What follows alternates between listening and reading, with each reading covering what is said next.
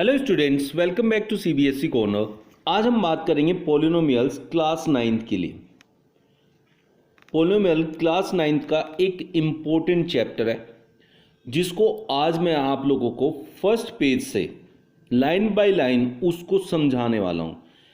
इसका सिर्फ एक ही मोटिव है जो लाइन बाय लाइन आपको बताया जा रहा है, पेज वाइज आपको जो समझाया जाएगा, that is only one reason कि मैं आप लोगों को ये समझाना चाहता हूँ कि बच्चे अगर एक बार सीखने के बाद दोबारा से एनसीईआरटी पढ़ें और उसको खोलें चैप्टर को, तो आपको वो चैप्टर न्यू ना लगे, आप कॉन्सेप्ट ना भूलें। अगर भूलें तो उस बुक में से एक बार पढ़ के सिर्फ अपनी नज़रों के सामने से निकाल के ही आपको समझ में आ जाएगी हर एक चीज़ कि मैंने क्या सीखा था।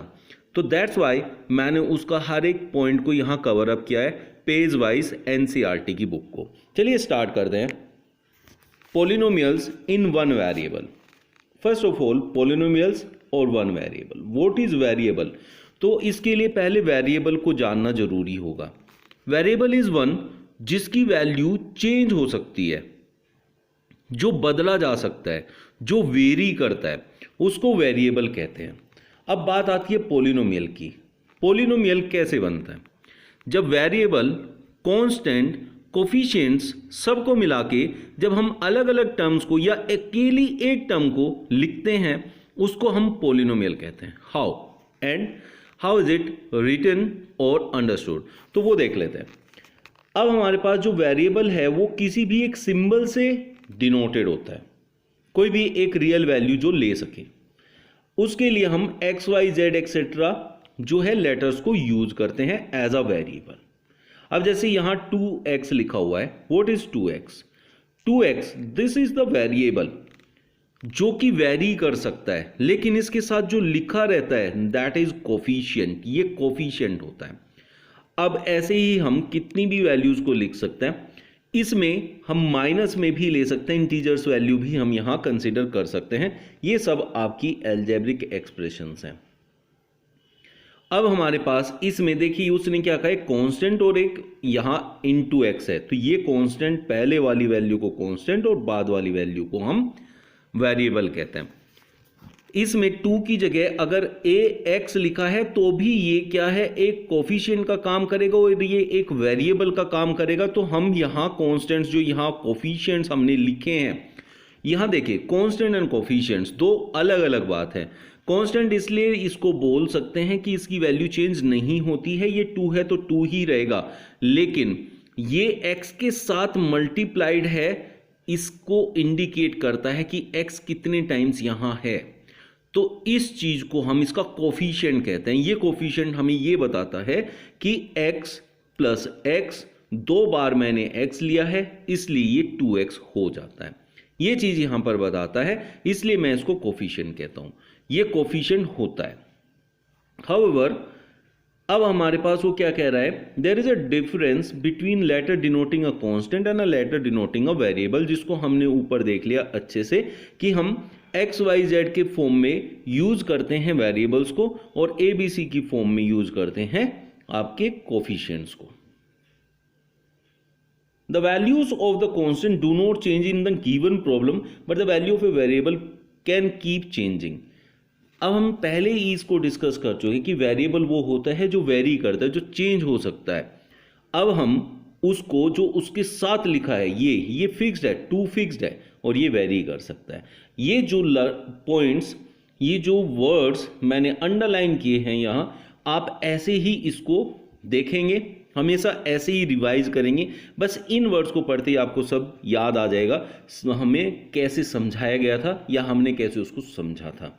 तो जब भी रिवीजन करेंगे तो बस इन वर्ड्स को देख लेना है। नेक्स्ट पेज पे उसने बोला है, now consider a square of side 3 units. ये इसमें एक स्क्वायर दिया है। स्क्वायर वो होता है जिसकी चारों साइड इक्वल होती हैं। All 4 sides are equal, that is 3 3 3 3। What is its perimeter? Square का जो पैरीमीटर होता है वो होता है 4 into side is 3, that is 12। यहां बड़े इजीली हमने उसको निकाल लिया। अगर वो कह रहा है what will be the parameter if each side of the square is 10, then 4 10 जा 40, इट विल बी 40। अगर उसकी सारी साइड x है तो अभी हमने देखा 4 इंटू साइड होता है, अब हमारी सारी साइड x हैं तो वो 4x हो जाएगा, उसमें कुछ भी अलग से डिफरेंस नहीं आएगा। साइड जो होती है ना वो मल्टीप्लाइड होती है उसकी, बस और कुछ अलग से यहाँ नहीं होता है, इतना सा डिफरेंस होता है और कुछ भी इसमें नहीं है। Can you find the area और द स्क्वायर PQRS, हमने निकाला एरिया। एरिया क्या होता है, साइड इनटू साइड होती है, यहाँ x साइड है, फिर से x साइड है, side into side is x square. जब हमारा x में ऐड होता है तो हम देखते हैं इसके कोफिशिएंट को, इसका कोफिशिएंट 1 है, इसका कोफिशिएंट 1 है, दोनों 1 और 1 ऐड हो गए तो 2 बन गया, x साथ में आ गया। लेकिन जब मल्टीप्लाई होती है तब देखी जाती है उसकी पावर्स, यहाँ ये पावर 1 है, यहाँ ये पावर 1 है, इसका मतलब पावर को ऐड, मल्टीप्लाई जब होता है तो पावर्स ऐड होती है, तो इसलिए यहाँ आता है x स्क्वायर और यहाँ आता है 2x। बहुत बच्चे इसमें कंफ्यूज रहते हैं।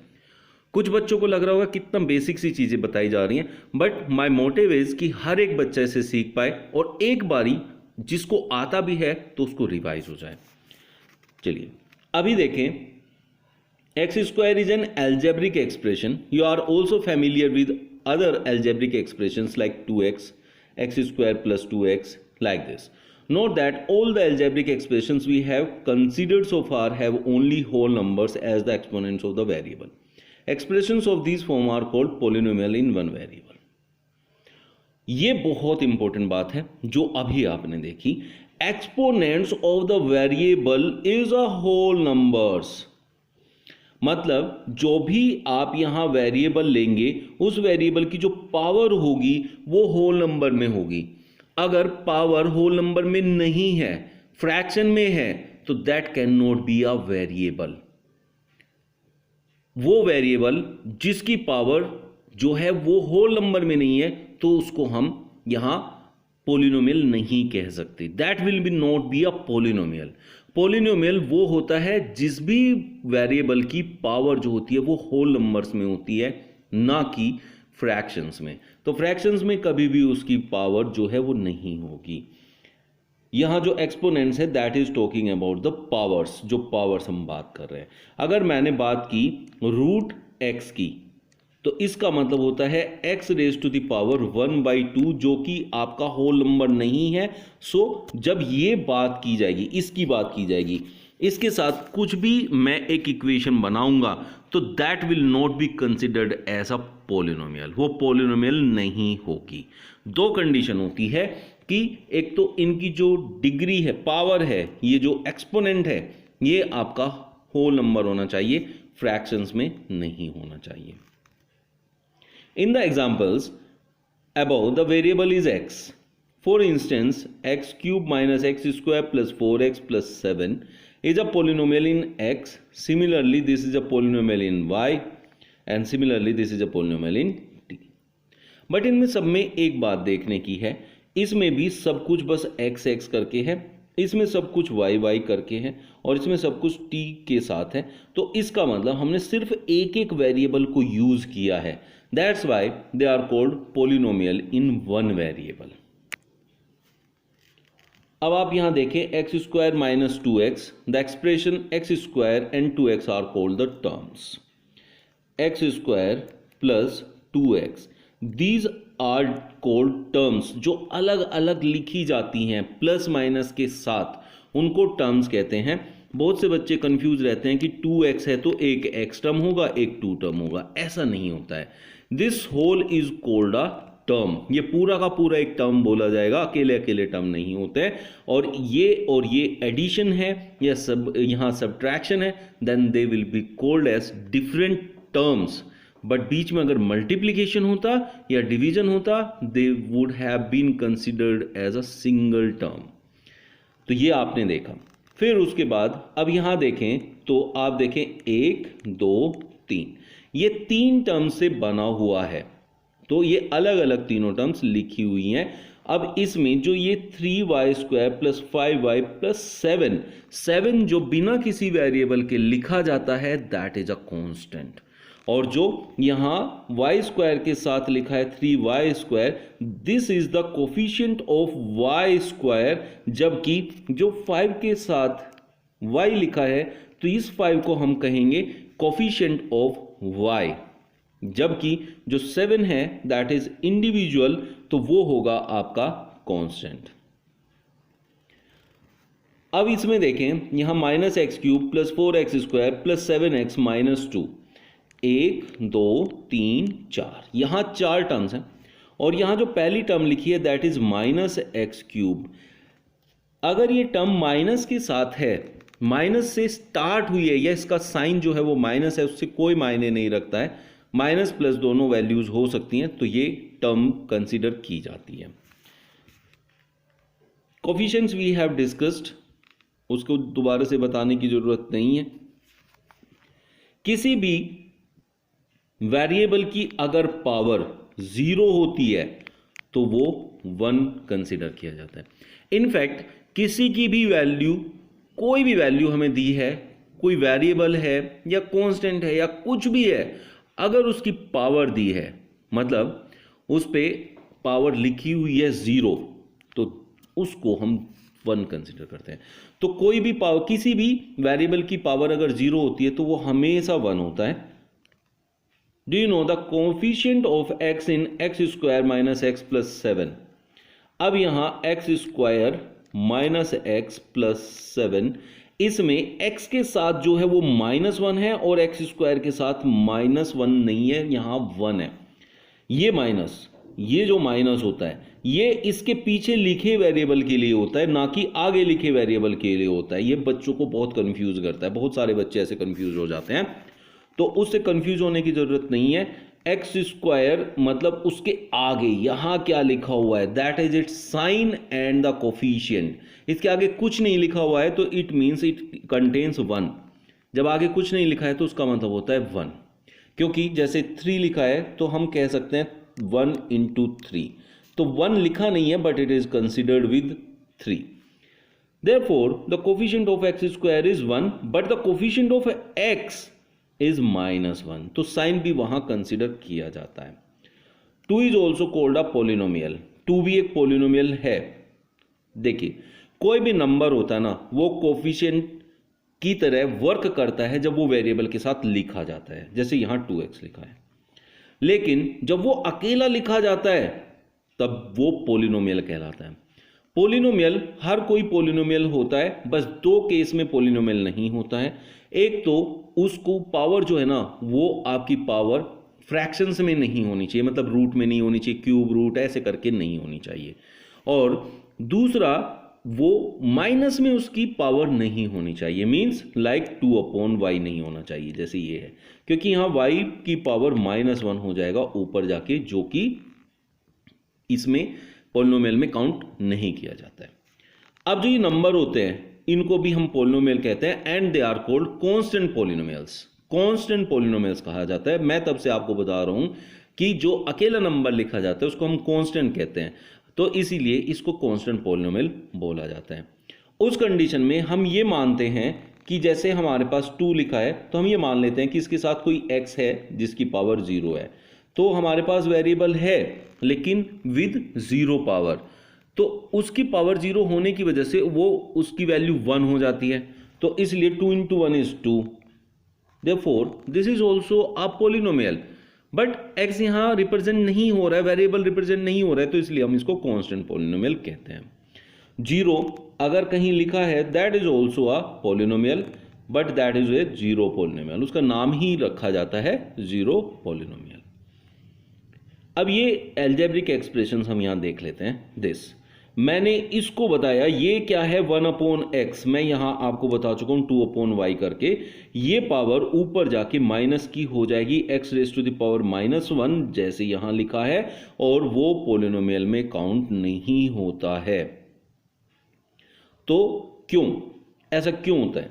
क्योंकि हमने बोला जो भी आपने वेरिएबल लिखा है उसकी जो पावर है वो होल नंबर होना चाहिए, और जो माइनस में अगर यहां 1 लिखा है तो इसका मतलब है कि ये एक इंटीजर है, नोट अ होल नंबर, और अगर ये फ्रैक्शन में लिखा है तो भी ये है आपका होल नंबर नहीं है।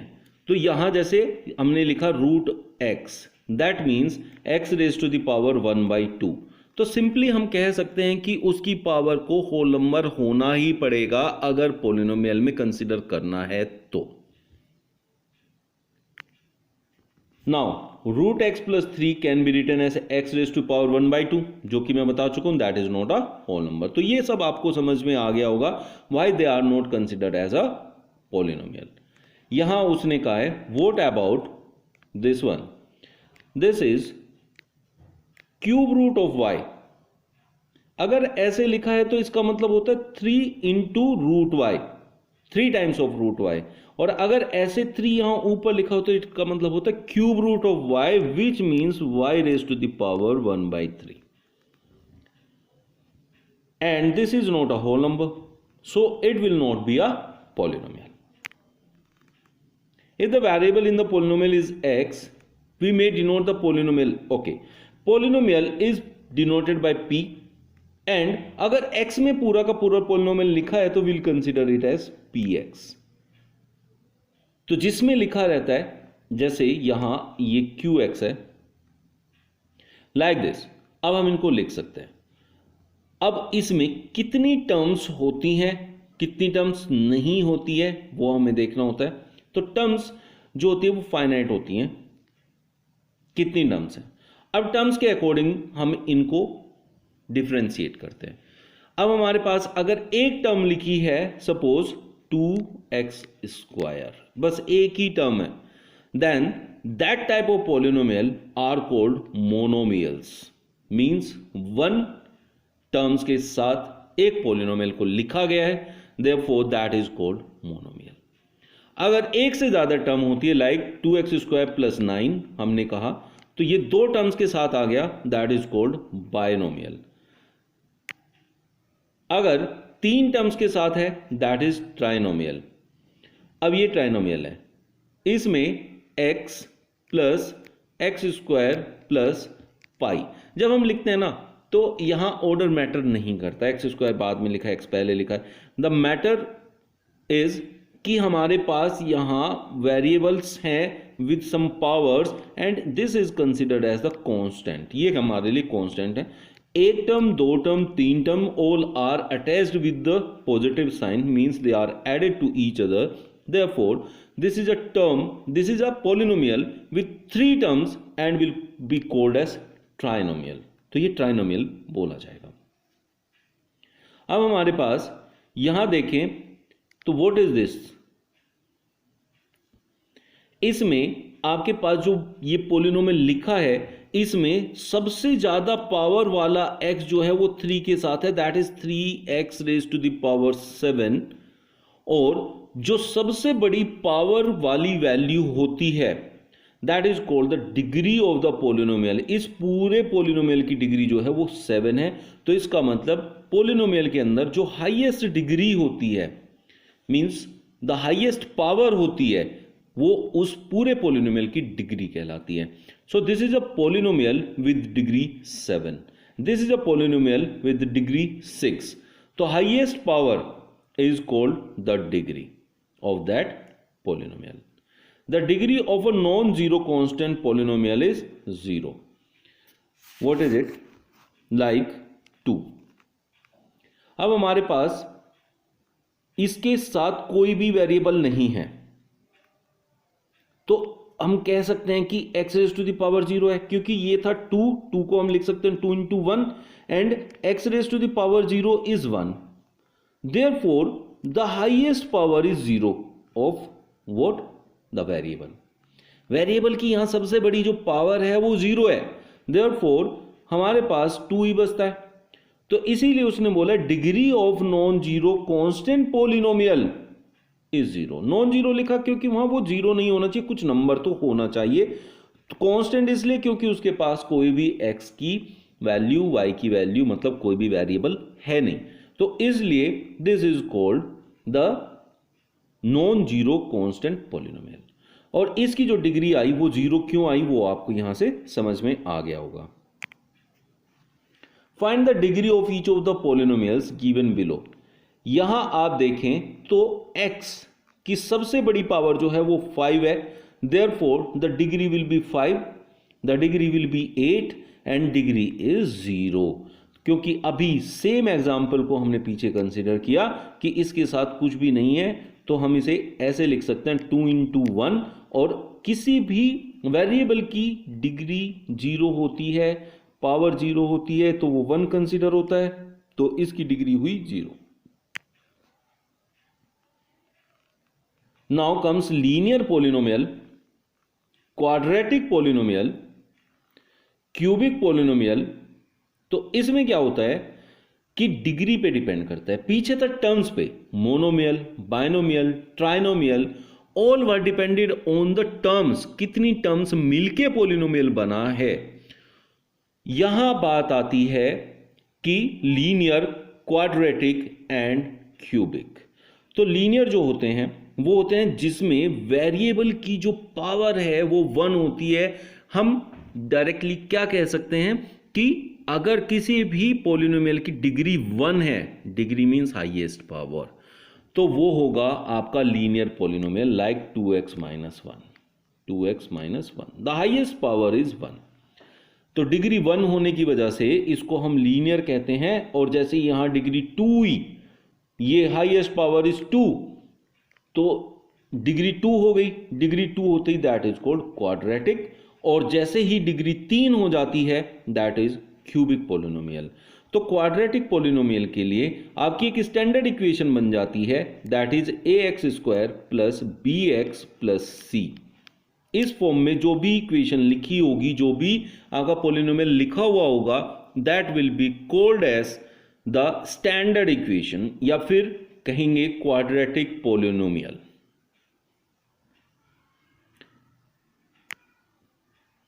Cubic with power 3 are called cubic.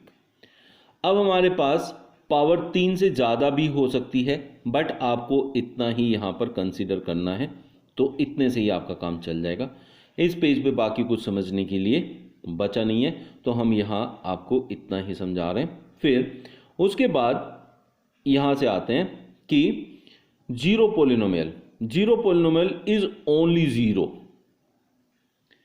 तो जीरो पॉलिनोमियल में बाकी उसके साथ कुछ भी नहीं होता है, और उसकी जो डिग्री होती है, अगर आपसे कोई पूछता है जीरो पॉलिनोमियल की डिग्री कितनी है, वो डिफाइन नहीं होता है, क्योंकि जीरो के साथ तो आप x raise to the power 0 को मल्टीप्लाई करोगे तो भी जीरो ही आना है, और x के साथ मल्टीप्लाई कर दोगे x raise to the power को 0 के साथ तो भी जीरो ही आना है।